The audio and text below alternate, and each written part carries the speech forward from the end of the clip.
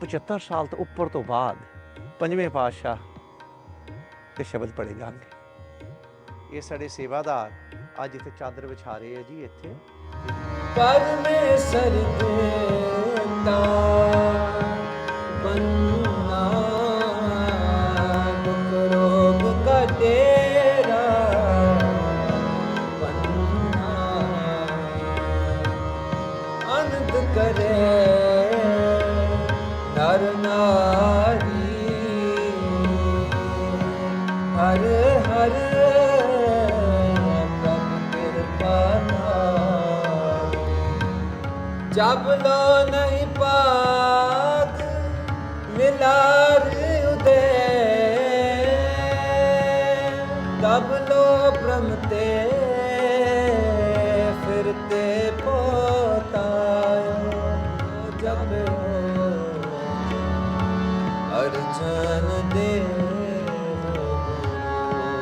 ਗੁਰੂ ਸਾਹਿਬ ਨੇ ਉਹਨਾਂ ਨੂੰ ਹੁਕਮ ਕੀਤਾ ਕਿ ਠੀਕ ਹੈ ਆਪਣੇ ਪਿੰਡ ਮੰਗਟ ਜਾਓ, ਉੱਥੇ ਜਾ ਕੇ ਉਹ ਜਿਹੜਾ ਆਦਿ ਗ੍ਰੰਥ ਦਾ ਹੈਗਾ ਪਹਿਲੀ ਕਾਪੀ ਸੀ ਉਹਦੀ ਇੱਕ ਕਾਪੀ ਬਣਾਓ ਤੁਸੀਂ ਅੱਗੇ। ਤੇ ਜੀ ਉਹ ਜਿਹੜੀ ਪਹਿਲੀ ਕਾਪੀ ਬਣੀ ਸੀ ਆਦਿ ਗ੍ਰੰਥ ਜੀ ਉਹ ਜੀ ਇਸ ਗੁਰਦੁਆਰਾ ਸਾਹਿਬ ਦੇ ਇੱਥੇ ਆ ਕੇ ਭਾਈ ਬੰਨੂ ਨੇ ਆਪਣੇ ਘਰ ਵਿੱਚ ਆ ਕੇ ਉਸ ਜਗ੍ਹਾ ਜਿੱਥੇ ਆਪਾਂ ਬੈਠੇ ਹਾਂ ਭਾਈ ਬੰਨੂ ਦਾ ਘਰ ਹੈ ਆ ਕੇ ਉਹਦੀ ਕਾਪੀ ਬਣਾਈ। ਅੱਜ ਜੀ ਜੀਵੇ ਸਾਂਝਾ ਪੰਜਾਬ ਤੁਹਾਨੂੰ ਇਹੋ ਜਿਹੀ ਜਗ੍ਹਾ ਲੈ ਕੇ ਆਇਆ ਹੈ। ਲਹਿੰਦੇ ਪੰਜਾਬ ਵਿੱਚ ਮੰਡੀ ਬਾਉਦੀਨ ਦੇ ਨੇੜੇ ਮੰਗਟ ਪਿੰਡ ਦੇ ਅੰਦਰ ਗੁਰਦੁਆਰਾ ਭਾਈ ਬੰਨੂ, ਜਿਹੜਾ ਜੀ ਮਹਾਰਾਜਾ ਰਣਜੀਤ ਸਿੰਘ ਨੇ ਆਪਣੇ ਰਾਜ ਵਿੱਚ 1802 ਵਿੱਚ ਬਹੁਤ ਅਰਲੀ ਸਿੱਖ ਰਾਜ ਦਾ ਗੁਰਦੁਆਰਾ ਬਣਿਆ ਹੋਇਆ ਹੈ ਜੀ। ਅੱਜ ਤੁਹਾਨੂੰ ਅਸੀਂ ਇਹ ਗੁਰਦੁਆਰੇ ਦੇ ਦਰਸ਼ਨ ਵੀ ਕਰਾਵਾਂਗੇ ਤੇ ਨਾਲ ਤੁਹਾਨੂੰ ਇਹਦਾ ਇਤਿਹਾਸ ਵੀ ਦੱਸਾਂਗੇ ਜੀ। ਆਓ ਅੰਦਰ ਚੱਲੀਏ ਤੇ ਦੇਖੀਏ ਜੀ। ਇਹ ਜੀ ਉਹੀ ਪੁਰਾਣਾ ਦਰਵਾਜ਼ਾ ਹੈ ਉਸ ਟਾਈਮ ਦਾ। ਆਓ ਜੀ ਆਓ। ਵਾਹਿਗੁਰੂ ਵਾਹਿਗੁਰੂ ਵਾਹਿਗੁਰੂ ਵਾਹਿਗੁਰੂ। ਇਹ ਸਾਹਮਣੇ ਦੇਖੋ ਜੀ ਗੁਰਦੁਆਰੇ ਦੀ ਬਿਲਡਿੰਗ ਹੈ। ਇਹ ਜੀ ਇਹਦਾ ਜਿਹੜਾ ਸਟਾਈਲ ਹੈਗਾ ਇਹ ਤਰਨ ਤਾਰਨ ਸਾਹਿਬ ਦਾ ਜਿਹੜਾ ਗੁਰੂ ਘਰ ਹੈ ਉਹਦੇ ਵਰਗਾ ਮਿਲਦਾ ਹੈ ਜੀ। ਤੇ ਮੇਨ ਐਂਟਰੈਂਸ ਗੁਰਦੁਆਰੇ ਦੀ ਜਿਹੜੀ ਹੈਗੀ ਅਸੀਂ ਹੁਣ ਉੱਥੇ ਜਾ ਰਹੇ ਹਾਂ। ਸਾਡੇ ਖੱਬੇ ਪਾਸੇ ਤੁਹਾਨੂੰ ਦਿਖਦਾ ਲੰਗਰ ਖਾਨਾ ਧਰਮਸਾਲ ਤੇ ਇਧਰਲੇ ਪਾਸੇ ਗੁਰਦੁਆਰਾ ਸਾਹਿਬ ਦੀ ਮੇਨ ਡਿਓੜੀ ਹੈ ਜਿਹੜੀ ਉਹਦਾ ਜੀ ਮੇਨ ਜਾਣ ਦਾ ਰਸਤਾ ਹੈ ਸਾਹਮਣੇ। ਇਹ ਜੀ ਮੇਨ ਐਂਟਰੈਂਸ ਹੈਗੀ ਸੀ ਗੁਰਦੁਆਰਾ ਸਾਹਿਬ ਦੀ। ਤੇ ਜਿਵੇਂ ਤੁਹਾਨੂੰ ਅੰਦਰ ਦਿਖਾਈ ਦੇਖੇ ਅੱਜ ਅਸੀਂ 75 ਸਾਲ ਤੋਂ ਉੱਪਰ ਤੋਂ ਬਾਅਦ ਪੰਜਵੇਂ ਪਾਤਸ਼ਾਹ ਤੇ ਸ਼ਬਦ ਪੜ੍ਹੇ ਜਾਣਗੇ।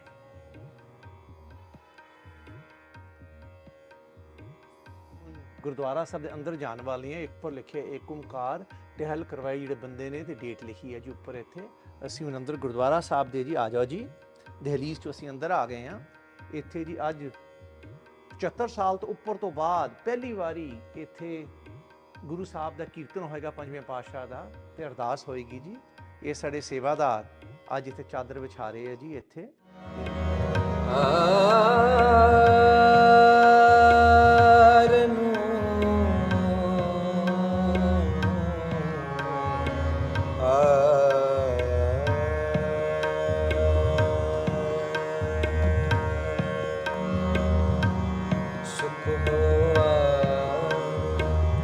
ਸਭ ਥਾਈ ਸੰਤੋ ਸੁਖ ਹੋਵਾ ਸਭ ਥਾਈ ਸੰਤੋ ਸੁਖ ਹੋਵਾ ਸਭ ਥਾਈ ਸੰਤੋ ਸੁਖ ਹੋਵਾ ਸਭ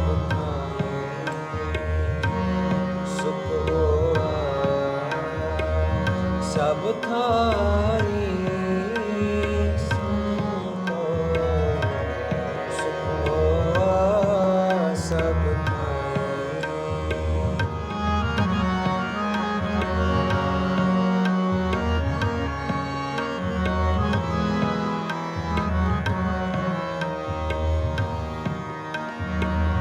ਪਰਮੇਸ਼ਰ ਦੇਤਾ ਬੰਨਾ ਦੁਖ ਰੋਗ ਕਟੇਰਾ ਬੰਨਾ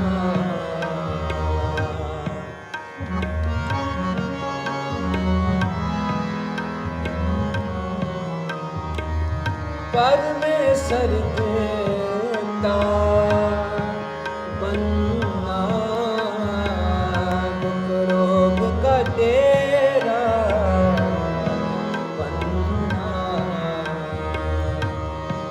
आनंद करे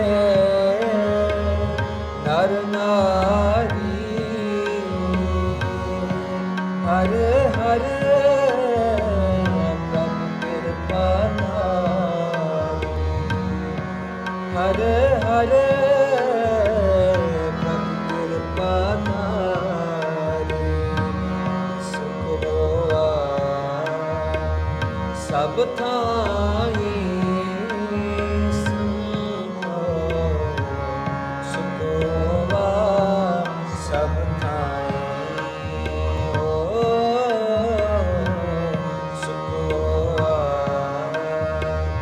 सब थाई संगो सुख होआ सब थाई।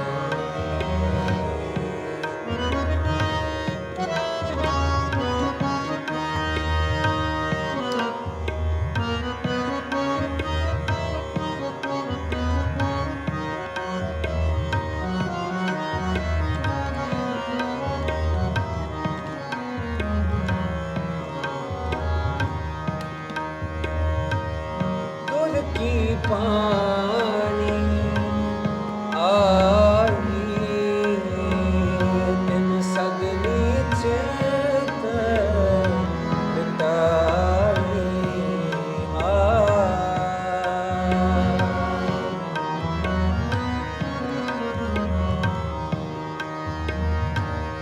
गुर की पानी आई तिन सगली चेत मिटाई दयाल पुरख मेहरबाना हर नानक साच बखाना हर नानक साच बखाना सुख होआ सब थाई संतो सुख होआ सब थाई ओ सुख होआ सब थाई संतो सुख होआ सब थाई जब हो अर्जन देव गुरु जब हो अर्जन देव गुरु फिर संकट जोन करब न आयो फिर संकट जोन करब न आयो जप अर्जन देव गुरु जप अर्जन देव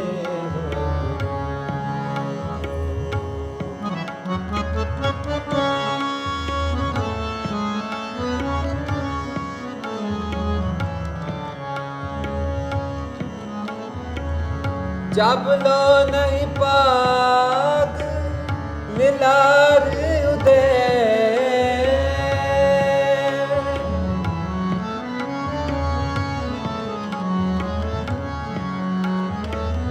जब लो नहीं पाग मिलार उदय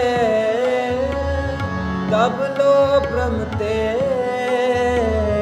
फिरते पोतायो तब लो भ्रमते फिरते पोतायो जप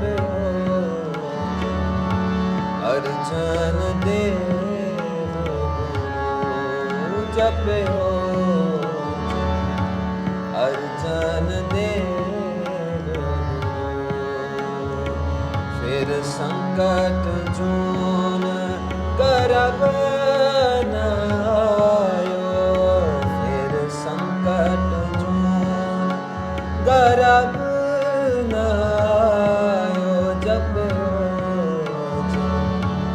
ਅਰਜਨ ਦੇਵ ਗੁਰੂ ਜਪਿਓ ਅਰਜਨ ਦੇਵ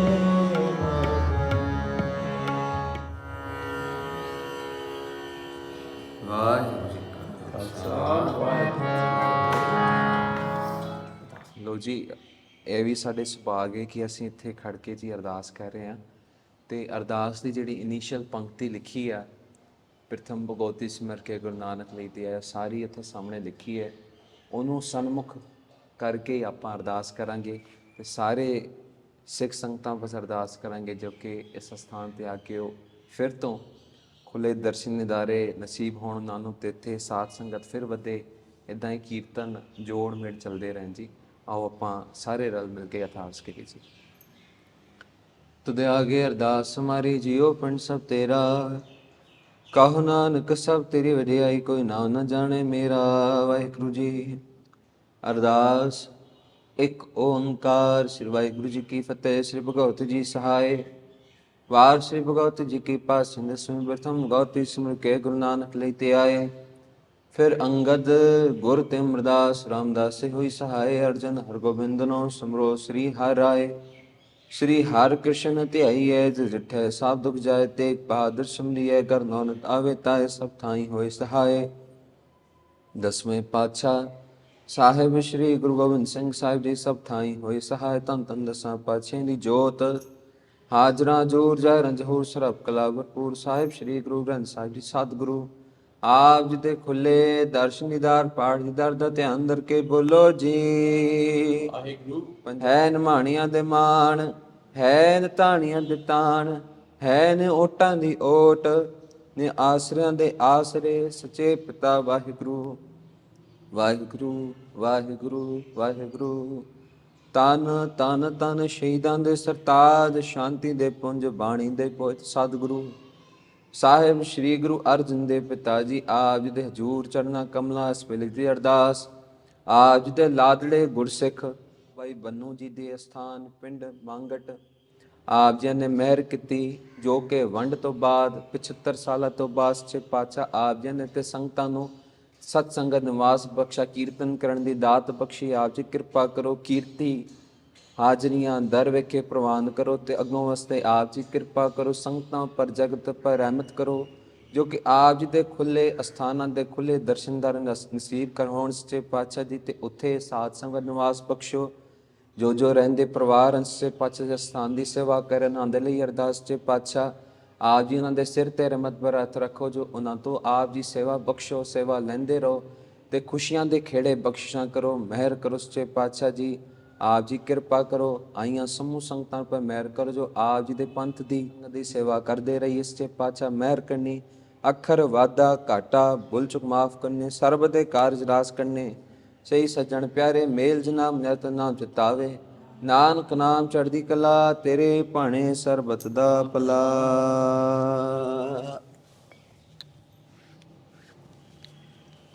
ਵਾਹਿਗੁਰੂ ਜੀ ਕਾ ਖਾਲਸਾ, ਵਾਹਿਗੁਰੂ ਜੀ ਕੀ ਫਤਿਹ। ਬੋਲੇ ਸੋ ਨਿਹਾਲ। ਤੇ ਆਓ ਜੀ, ਇਹ ਜਿਹੜੀ ਮੇਰੀ ਪਿੱਛੇ ਹੈ ਜੀ ਮੇਨ ਐਂਟਰੈਂਸ ਹੈਗੀ ਗੁਰਦੁਆਰਾ ਭਾਈ ਬੰਨੂ ਦੀ। ਤੇ ਜਿਵੇਂ ਆਪਾਂ ਬਾਹਰ ਘੁੰਮ ਰਹੇ ਹਾਂ, ਆਪਾਂ ਹੁਣ ਅੱਗੇ ਜਾ ਕੇ ਗੁਰਦੁਆਰਾ ਭਾਈ ਬੰਨੂ ਬਾਰੇ ਗੱਲ ਕਰਾਂਗੇ ਜੀ। ਭਾਈ ਬੰਨੂ ਜਿਹੜੇ ਹੈਗੇ ਹੈ, ਉਹ 5ਵੇਂ ਤੇ 6ਵੇਂ ਪਾਤਸ਼ਾਹ ਦੇ ਟਾਈਮ ਹੁੰਦੇ ਸੀ ਜੀ। ਤੇ ਜੀ ਉਹਨਾਂ ਨੇ ਦਰਬਾਰ ਸਾਹਿਬ ਅੰਮ੍ਰਿਤਸਰ ਜਦੋਂ ਦੀ ਖੁਦਾਈ ਹੋਈ ਤੇ ਉਹਦੀ ਸੇਵਾ ਕੀਤੀ ਜੀ। ਦੇਖੋ ਜੀ, ਇਸ ਇਤਿਹਾਸਿਕ ਗੁਰਦੁਆਰੇ ਉੱਪਰ ਇੱਥੇ ਬਾਹਰ ਦੇਖੋ ਜੀ, ਤੁਹਾਨੂੰ ਅਜੇ ਵੀ ਕੰਮ ਕੀਤਾ ਹੋਇਆ ਜਿਹੜਾ ਦੇਖੋ ਜੀ ਤੁਹਾਨੂੰ ਦਿਖਦਾ ਉੱਪਰ ਦਿਖਦਾ ਜ਼ਿਆਦਾ। ਇਹ ਦੇਖੋ ਜੀ, ਇਹ ਸਿਰਫ ਬਿਲਡਿੰਗਾਂ ਬਣੀਆਂ, ਨੋਟ ਕਰੋ ਤੁਸੀਂ, ਇਹ ਸਾਰੇ ਦੇਖੋ ਘਰ ਬਣੇ, ਬਿਲਡਿੰਗਾਂ ਬਣੀਆਂ। ਇੱਥੇ ਵੀ ਦੇਖੋ ਬਿਲਡਿੰਗ ਬਣੀ ਹੈ। ਤੇ ਸਾਡੇ ਬਿਲਕੁਲ ਸਾਹਮਣੇ ਜੀ ਇੱਥੇ ਥੜਾ ਸਾਹਿਬ ਤੇ ਨਿਸ਼ਾਨ ਸਾਹਿਬ ਜਿਹੜੇ ਪੁਰਾਣੇ ਹੁੰਦੇ ਸੀ, ਉਹਦੀ ਨਿਸ਼ਾਨੀ ਬਚੀ ਹੈ ਜੀ ਇੱਥੇ। ਤੇ ਜੀ ਆਪਣੇ 5ਵੇਂ ਪਾਤਸ਼ਾਹ ਨੇ ਜਦੋਂ ਆਦਿ ਗ੍ਰੰਥ ਸਾਹਿਬ ਲਿਖੇ ਤੇ ਉਹਨਾਂ ਨੇ ਭਾਈ ਬੰਨੂ ਨੂੰ ਕਿਹਾ ਕਿ ਉਹ ਜਿਹੜਾ ਆਦਿ ਗ੍ਰੰਥ ਸਾਹਿਬ ਦੀ ਕਾਪੀ ਸੀ ਉਹਨੂੰ ਜਾ ਕੇ ਜਿਲਦ ਕਰਾ ਕੇ ਲੈ ਕੇ ਆਓ ਲਾਹੌਰ। ਤੇ ਭਾਈ ਬੰਨੂ ਨੇ ਗੁਰੂ ਸਾਹਿਬ ਨੂੰ ਇਹ ਬੇਨਤੀ ਕੀਤੀ ਕਿ ਗੁਰੂ ਸਾਹਿਬ ਇੰਜ ਹੈਗਾ ਹੈ ਕਿ ਮੈਂ ਜਾ ਕੇ ਉਹ ਕਰਾ ਲਿਆਵਾਂਗਾ, ਲੇਕਿਨ ਇਹ ਚੰਗਾ ਹੋਏਗਾ ਕਿ ਉਹਦੀ ਕਾਪੀ ਬਣਾ ਲਈ ਜਾਏ। ਤੇ ਗੁਰੂ ਸਾਹਿਬ ਨੇ ਉਹਨਾਂ ਨੂੰ ਹੁਕਮ ਕੀਤਾ ਕਿ ਠੀਕ ਹੈ ਜੀ, ਆਪਣੇ ਪਿੰਡ ਮੰਗਟ ਜਾਓ ਤੇ ਉੱਥੇ ਜਾ ਕੇ ਉਹ ਜਿਹੜਾ ਆਦਿ ਗ੍ਰੰਥ ਦਾ ਹੈਗਾ ਪਹਿਲੀ ਕਾਪੀ ਸੀ, ਉਹਦੀ ਇੱਕ ਕਾਪੀ ਬਣਾਓ ਤੁਸੀਂ ਅੱਗੇ। ਤੇ ਜੀ ਉਹ ਜਿਹੜੀ ਪਹਿਲੀ ਕਾਪੀ ਬਣੀ ਸੀ ਆਦਿ ਗ੍ਰੰਥ, ਜਿਹਨੂੰ ਅਸੀਂ ਕਰਤਾਰਪੁਰੀ ਬੀੜ ਕਹਿੰਦੇ ਆ, ਉਹ ਜੀ ਇਸ ਗੁਰਦੁਆਰਾ ਸਾਹਿਬ ਦੇ ਇੱਥੇ ਆ ਕੇ ਭਾਈ ਬੰਨੂ ਨੇ ਆਪਣੇ ਘਰ ਵਿੱਚ ਆ ਕੇ, ਉਸ ਜਗ੍ਹਾ ਜਿੱਥੇ ਆਪਾਂ ਬੈਠੇ ਹਾਂ, ਭਾਈ ਬੰਨੂ ਦਾ ਘਰ ਹੈ, ਆ ਕੇ ਉਹਦੀ ਕਾਪੀ ਬਣਾਈ ਤੇ ਉਹਨੂੰ ਜੀ ਫਿਰ ਉਹ ਲੈ ਕੇ ਚਲੇ ਗਏ ਲਾਹੌਰ। ਲਾਹੌਰ ਜਾ ਕੇ ਉਹਨਾਂ ਨੇ ਦੋਨਾਂ ਦੀ ਜਿਲਦਾਂ ਕਰਾਈਆਂ ਤੇ ਸੱਚੇ ਪਾਤਸ਼ਾਹ ਸ੍ਰੀ ਗੁਰੂ ਅਰਜਨ ਸਾਹਿਬ ਕੋਲ ਦਰਬਾਰ ਸਾਹਿਬ ਅੰਮ੍ਰਿਤਸਰ ਜੋ ਲੈ ਕੇ ਗਏ ਤੇ ਉਹਨਾਂ ਨੂੰ ਜਾ ਕੇ ਜਦੋਂ ਉਹਨੂੰ ਪੇਸ਼ ਕੀਤੀਆਂ ਤੇ ਗੁਰੂ ਸਾਹਿਬ ਨੇ ਉਹਨਾਂ ਨੂੰ ਹਦਾਇਤ ਕੀਤੀ ਭਾਈ ਬੰਨੂ ਨੂੰ ਕਿ ਜਿਹੜੀ ਆਦਿ ਗ੍ਰੰਥ ਦੀ ਓਰੀਜਨਲ ਕਾਪੀ ਹੈ ਉਹ ਜੀ ਦਰਬਾਰ ਸਾਹਿਬ ਅੰਮ੍ਰਿਤਸਰ ਹਰਿਮੰਦਰ ਸਾਹਿਬ ਦੇ ਅੰਦਰ ਪ੍ਰਕਾਸ਼ ਹੋਏਗਾ। ਤੇ ਦੂਜਾ ਸਰੂਪ ਉਹਨਾਂ ਨੇ ਭਾਈ ਬੰਨੂ ਨੂੰ ਦੇ ਦਿੱਤਾ ਕਿ ਆਪਣੇ ਘਰ ਵਿੱਚ ਜਿੱਥੇ ਇਸ ਜਗ੍ਹਾ ਤੇ ਜਿੱਥੇ ਉਹਨਾਂ ਨੇ ਉਹਦੀ ਕਾਪੀ ਬਣਾਈ ਸੀ, ਇੱਥੇ ਆ ਕੇ ਪ੍ਰਕਾਸ਼ ਕਰ। ਤੇ ਜੀ ਇਹ ਉਹ ਜਗ੍ਹਾ ਹੈਗੀ ਹੈ ਜਿੱਥੇ ਪਹਿਲੀ ਆਦਿ ਗ੍ਰੰਥ ਦੀ ਜਿਹੜੀ ਪਹਿਲੀ ਕਾਪੀ ਸੀ ਉਹਦਾ ਇੱਥੇ ਪ੍ਰਕਾਸ਼ ਕੀਤਾ ਗਿਆ ਸੀ ਜੀ। ਇਹ ਦੀਵਾਰ ਦੇ ਪਿੱਛੇ ਗੁਰਦੁਆਰਾ ਸਾਹਿਬ ਦਾ ਸਰੋਵਰ ਹੁੰਦਾ ਸੀ ਤੇ ਜੀ ਇਹ ਜਿਹੜਾ ਸਰੋਵਰ ਹੈਗਾ ਹੁਣ ਭਰਿਆ ਗਿਆ, ਲੇਕਿਨ ਦੇਖੋ ਇੱਥੇ ਅਜੇ ਵੀ ਬਾਗ ਦੇਖੋ ਕਿਵੇਂ ਆਪਣਾ ਫਰੂਟ ਲੱਗੇ ਹੈ। ਤੇ ਜੀ ਉਸ ਤੋਂ ਬਾਅਦ ਇੱਥੇ ਪ੍ਰਕਾਸ਼ ਰਿਹਾ ਤੇ ਜੀ 1802 ਵਿੱਚ ਮਹਾਰਾਜਾ ਰਣਜੀਤ ਸਿੰਘ ਨੇ ਹਦਾਇਤ ਕੀਤੀ ਸੀ ਕਿ ਇੱਥੇ ਗੁਰਦੁਆਰਾ ਸਾਹਿਬ ਬਣਾਇਆ ਜਾਏ ਤੇ ਇਹ ਬਿਲਡਿੰਗ ਜਿਹੜੀ ਹੈ ਜੀ ਇਹ 1802 ਵਿੱਚ ਇੱਥੇ ਬਣਾਈ ਗਈ ਸੀ ਤੇ 1838 ਵਿੱਚ ਮਹਾਰਾਜਾ ਰਣਜੀਤ ਸਿੰਘ ਜੋ ਮਰਦਾਨ ਤੋਂ ਲਾਹੌਰ ਜਾ ਰਹੇ ਸੀ ਤੇ ਇੱਥੇ ਆ ਕੇ ਉਹ ਸਪੈਸ਼ਲੀ 2 ਦਿਨ ਇੱਥੇ ਰਹੇ ਹੈ ਜੀ। ਤੇ ਜੀ ਜਿਹੜੀ ਮੇਨ ਐਂਟਰੈਂਸ ਗੁਰਦੁਆਰੇ ਦੀ ਹੈਗੀ ਹੈ, ਜਿੱਥੇ ਅਸੀਂ ਟੂਰ ਸ਼ੁਰੂ ਕੀਤਾ ਸੀ ਜੀ, ਹੁਣ ਤੁਸੀਂ ਦੇਖ ਸਕਦੇ ਹੋ। ਇਹ ਦੇਖੋ ਜੀ ਕੁਝ ਪੇਂਟਿੰਗ ਇਹ ਸਰਵਾਈਵ ਕਰ ਗਈਆਂ ਇੱਥੇ, ਦੇਖੋ ਜੀ ਇਹ ਦੇਖੋ ਨਾ, ਮੋਸਟਲੀ ਇਹ ਦੇਖੋ ਬਿਲਡਿੰਗਾਂ ਬਣੀਆਂ, ਇਹ ਦੇਖੋ ਇਹ ਝੰਡਾ ਹੈਗਾ, ਇੱਥੇ ਦੇਖੋ ਜੀ ਇਹ ਹਿਰਨ ਹੈਗਾ, ਹਾਂਜੀ ਇੱਥੇ ਕੋਈ ਬੈਠਾ ਹੈ, ਇਹ ਵੀ ਬਿਲਡਿੰਗ ਬਣੀ ਹੈ। ਤੇ ਇਧਰਲੇ ਪਾਸੇ ਜੀ ਜਿਹੜੀ ਮੇਨ ਐਂਟਰੈਂਸ ਹੈ ਗੁਰਦੁਆਰੇ ਦੀ, ਇਧਰੋਂ ਰਸਤਾ ਆਂਦਾ ਸੀ, ਹਾਂਜੀ ਅੰਦਰਲੇ ਪਾਸੇ। ਤੇ ਜੋ ਪਿੱਛੇ ਤੁਹਾਨੂੰ ਦਿਖ ਰਿਹਾ ਹੈ ਇਹ ਜੀ ਗੁਰਦੁਆਰਾ ਸਾਹਿਬ ਦੇ ਅੰਦਰ ਜਿਹੜਾ ਹੁੰਦਾ ਸੀ ਨਾ ਲੰਗਰਖਾਨਾ ਤੇ ਜਿਹੜੇ ਰਿਆਤੀਆਂ ਦੀ ਰਹਿਣ ਦੀ, ਉਹ ਜਗ੍ਹਾ ਇੱਥੇ ਹੈ ਜੀ। ਤੇ ਹੁਣ ਅਸੀਂ ਜੀ ਵਾਪਸ ਆ ਗਏ ਹਾਂ ਜਿੱਥੋਂ ਅਸੀਂ ਸ਼ੁਰੂ ਕੀਤਾ ਸੀ। ਜਿਹੜੀ ਮੇਨ ਐਂਟਰੈਂਸ ਹੈਗੀ ਹੈ ਜੀ ਗੁਰਦੁਆਰਾ ਸਾਹਿਬ ਦੀ, ਅਸੀਂ ਇੱਥੋਂ ਟੂਰ ਸ਼ੁਰੂ ਕੀਤਾ ਸੀ, ਅਸੀਂ ਹੁਣ ਇੱਥੇ ਹੀ ਵਾਪਸ ਆ ਗਏ ਕਿ ਇੱਥੇ ਗੁਰਦੁਆਰਾ ਸਾਹਿਬ ਦੇ ਅੰਦਰ ਨਾ ਜੀ ਸਭ ਜਗ੍ਹਾ ਉੱਪਰਲੇ ਪਾਸੇ ਅਲੱਗ-ਅਲੱਗ ਗੁਰਬਾਣੀ ਤੁਕਾਂ ਲਿਖੀਆਂ ਜੀ। ਉਹ ਦੇਖੋ ਅਰਦਾਸ ਉੱਪਰ ਜਿਹੜਾ ਹੈਗਾ, ਅਰਦਾਸ ਦੀ ਬਿਗਨਿੰਗ ਹੈ, ਨਾਲ ਕੁਝ ਸਭ ਪਰਿੰਦੇ ਬਣੇ ਹੋਏ ਹੈ ਤੇ ਨਾਲ ਇਹ ਤਿੰਨੋਂ ਜਗ੍ਹਾ ਦੇਖੋ ਆਪਣਾ ਗੁਰੂ ਸਾਹਿਬ ਦੀ ਬਾਣੀ ਹੈ ਪੰਜਵੇਂ ਪਾਤਸ਼ਾਹ ਦੀ। ਇਹ ਦੇਖੋ ਜੀ। ਤੇ ਹੁਣ ਜੀ ਮੈਂ ਤੁਹਾਨੂੰ ਇਹ ਜਿਹੜਾ ਬਾਹਰਲਾ ਪਾਸਾ ਹੈ ਤੁਹਾਨੂੰ ਮੈਂ ਉਹ ਦਿਖਾ ਰਿਹਾ। ਤੇ ਜੀ ਬਾਹਰਲੇ ਪਾਸੇ ਨਾ ਇਹ 1900 ਮਹਾਰਾਜਾ ਰਣਜੀਤ ਸਿੰਘ ਦੇ ਟਾਈਮ ਇਸ ਜਗ੍ਹਾ ਤੇ ਉਦਾਸੀਆਂ ਦਾ ਕਬਜ਼ਾ ਹੋ ਗਿਆ ਸੀ। ਤੁਸੀਂ ਦੇਖੋਗੇ ਇੱਥੇ ਉਦਾਸੀਆਂ ਦੀ ਨਾ ਉਹਨਾਂ ਨੇ ਆਪਣੀਆਂ ਪੇਂਟਿੰਗਸ ਬਣਾਈਆਂ ਅਲੱਗ-ਅਲੱਗ ਹਿੰਦੂ ਮੈਥੋਲੋਜੀ ਦੀਆਂ, ਆਪਣੇ ਲੋਕਾਂ ਦੀਆਂ। ਤੇ ਅਗਰ ਤੁਸੀਂ ਇੱਧਰ ਆਓ ਜੀ ਤੇ ਦੇਖੋਗੇ ਛੱਤ ਹੈ ਜੀ, ਇਹ ਛੱਤ ਇੱਕੋ ਜਗ੍ਹਾ ਮੈਂ ਦੇਖੀ ਹੈ ਜਿੱਥੇ ਪਰਸ਼ੀਅਨ ਐਂਜਲ ਬਣੇ ਹੋਏ ਹੈ ਜੀ। ਇਹ ਜੀ ਟਿਪਕਲੀ ਗੁਰਦੁਆਰਿਆਂ ਵਿੱਚ ਨਹੀਂ ਹੁੰਦੇ, ਇਹ ਮੋਸਟਲੀ ਸਮਾਧਾਂ ਵਿੱਚ, ਹਮਾਮ ਵਿੱਚ ਹੁੰਦੇ ਹੈ ਜੀ। ਇਹ ਸੀੜੀਆਂ ਉੱਪਰ ਜਾਂਦੀਆਂ ਜੀ। ਤੇ ਇੱਧਰ ਆਓ ਅਗਰ ਜੀ ਤੇ ਦੇਖੋਗੇ ਕਿ ਇੱਥੇ ਇੱਕ ਬਣੀ ਹੋਈ ਹੈ ਪੇਂਟਿੰਗ ਤੇ ਇੱਥੇ ਲਿਖਿਆ ਰਾਜਾ ਜਨਕ। ਇਹ ਜਿਹੜਾ ਅੰਦਰਲੇ ਪਾਸੇ ਸਾਰਾ ਜਿਹੜਾ ਕੰਮ ਸੀ ਉਹ ਸਿਰਫ ਗੁਰਬਾਣੀ ਤੁਕਾਂ ਸੀ ਤੇ ਬਾਹਰਲੇ ਪਾਸੇ ਉਦਾਸੀਆਂ ਨੇ ਜਦੋਂ ਕਬਜ਼ਾ ਕੀਤਾ ਤੇ ਉਹਨਾਂ ਨੇ ਅਲੱਗ-ਅਲੱਗ ਤਰ੍ਹਾਂ ਦੀਆਂ ਆਪਣੇ ਹਿਸਾਬ ਨਾਲ, ਆਪਣੇ ਜਿਹੜੇ ਪੁਰਖ ਸੀ ਉਹਨਾਂ ਦੇ ਤੇ ਹਿੰਦੂ ਧਰਮ ਦੇ ਹਿਸਾਬ ਨਾਲ ਉਹਨਾਂ ਨੇ ਅਲੱਗ-ਅਲੱਗ ਪੇਂਟਿੰਗਸ ਬਣਾਈਆਂ। ਤੁਹਾਨੂੰ ਇਹ ਵੀ ਉੱਪਰ ਦਿਖਦੀ ਹੈ ਜੀ ਪੇਂਟਿੰਗ ਸਾਹਮਣੇ, ਇਹ ਸਭ ਦੇ ਨਾਂ ਲਿਖੇ ਹੋਏ ਹੈ ਜੀ। ਅਸੀਂ ਜੀ ਹੁਣ ਘੁੰਮ ਕੇ ਪੂਰਾ ਇੱਧਰ ਦੀ ਇਹ ਅਸੀਂ ਹੁਣ ਪਿਛਲੇ ਪਾਸੇ ਆ ਗਏ ਹਾਂ ਜੀ। ਬਿਲਕੁਲ ਮੇਨ ਐਂਟਰੈਂਸ ਮੇਰੇ ਖੱਬੇ ਪਾਸੇ ਸੀ ਤੇ ਇੱਧਰ ਜਿਹੜਾ ਹੈ ਪਿਛਲਾ ਪਾਸਾ ਹੈ ਤੇ ਪਿੱਛੇ ਤੁਹਾਨੂੰ ਜੀ ਬਿਲਡਿੰਗ ਦਿਖੇਗੀ, ਉਹ ਸੁਖਾਸਨ ਦੀ ਜਗ੍ਹਾ ਸੀ ਜੀ ਪਿੱਛੇ, ਉਹ ਜਿਹੜਾ ਕਮਰਾ ਹੈਗਾ। ਤੇ ਜੀ ਇਹਦੇ ਉੱਪਰ ਵੀ ਦੇਖੋ ਗੁਰਬਾਣੀ ਤੁਕ ਲਿਖੀ ਹੋਈ ਹੈ, ਏਕ ਓਮਕਾਰ ਸਤਿਗੁਰ ਪ੍ਰਸਾਦ, ਬਿਲਾਵਲ ਮਹੱਲਾ ਪੰਜਵਾਂ। ਇਹ ਜੀ ਸਭ ਤੋਂ ਪਾਕਿਸਤਾਨ ਦੇ ਜਿੰਨੇ ਵੀ ਇੱਥੇ ਦੇ ਗੁਰਦੁਆਰੇ ਹੈਗੇ ਹੈ ਉਹਨਾਂ ਦੀ ਇਹ ਬੈਸਟ ਪ੍ਰੀਜ਼ਰਵਡ ਬਿਲਡਿੰਗ ਹੈ ਜੀ।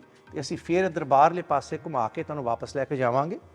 ਇੱਧਰ ਜੀ ਇੱਥੇ ਥੋੜਾ ਰੈਨੋਵੇਸ਼ਨ ਕੀਤੀ ਹੋਈ ਹੈ, ਠੀਕ ਠਾਕ ਕੀਤਾ ਹੈ ਇਹਦੇ ਉੱਪਰ ਕੰਮ ਜਿਹੜਾ ਹੈਗਾ। ਤੇ ਇੱਧਰ ਆਓ ਜੀ ਹੁਣ ਤੁਸੀਂ ਤੇ ਇੱਧਰ ਵੀ ਦੇਖ ਸਕਦੇ ਹੋ ਕਿ ਅਲੱਗ-ਅਲੱਗ ਤਰ੍ਹਾਂ ਦੀ ਇਹ ਦੇਖੋ ਨਾ ਜੀ ਪੇਂਟਿੰਗਸ ਅਜੇ ਵੀ ਸਰਵਾਈਵ ਕੀਤੀਆਂ ਜੀ ਇੱਥੇ ਇਸ ਗੁਰਦੁਆਰਾ ਸਾਹਿਬ ਤੇ। ਤੇ ਜੀ ਇਹ ਜਿਹੜਾ ਹੈਗਾ ਬਹੁਤ ਇਤਿਹਾਸਿਕ ਗੁਰਦੁਆਰਾ ਹੈ ਤੇ ਇਹਨੂੰ ਠੀਕ ਕਰਨ ਦੀ ਬਹੁਤ ਲੋੜ ਹੈ। ਸੰਗਤਾਂ ਇੱਥੇ ਆ ਕੇ ਦੁਬਾਰਾ ਇੱਥੇ ਇਸ ਗੁਰਦੁਆਰੇ 'ਚ ਕੀਰਤਨ ਕਰਨ, ਇੱਥੇ ਫੇਰ ਉਹੀ ਗੂੰਜਾਂ ਵੱਜਣ ਜਿਹੜੀਆਂ ਜੀ 1947 ਤੋਂ ਪਹਿਲੇ ਵੱਜਦੀਆਂ ਸੀ। 1840 ਦੇ ਨੇੜੇ ਇਸ ਗੁਰਦੁਆਰੇ ਤੇ ਉਦਾਸੀਆਂ ਦਾ ਕਬਜ਼ਾ ਹੋ ਗਿਆ ਸੀ, ਲੇਕਿਨ 1925 ਵਿੱਚ ਸਿੱਖ ਗੁਰਦੁਆਰਾ ਐਕਟ ਹੋਣ ਕਰਕੇ ਸਿੱਖ ਕਮਿਊਨਿਟੀ ਕੋਲ ਫਿਰ ਵਾਪਸ ਗੁਰਦੁਆਰੇ ਦਾ ਚਾਰਜ ਆ ਗਿਆ, ਜਿੱਥੇ ਭਾਈ ਬੰਨੂ ਵਾਲੀ ਬੀੜ ਦਾ ਫਿਰ ਪ੍ਰਕਾਸ਼ ਹੋਇਆ। ਲੇਕਿਨ 1947 ਦੀ ਵੰਡ ਵਿੱਚ ਇੱਥੇ ਜਿਹੜੀ ਸੰਗਤ ਰਹਿੰਦੀ ਸੀ ਉਹ ਗੁਰਦੁਆਰਿਆਂ ਨੂੰ ਛੱਡ ਕੇ ਕਾਨਪੁਰ ਚਲੀ ਗਈ। ਉੱਥੇ ਹੁਣ ਗੁਰਦੁਆਰਾ ਭਾਈ ਬੰਨੂ ਹੈ, ਜਿੱਥੇ ਉਸ ਇਤਿਹਾਸਿਕ ਬੀੜ ਦਾ ਪ੍ਰਕਾਸ਼ ਹੁੰਦਾ ਹੈ।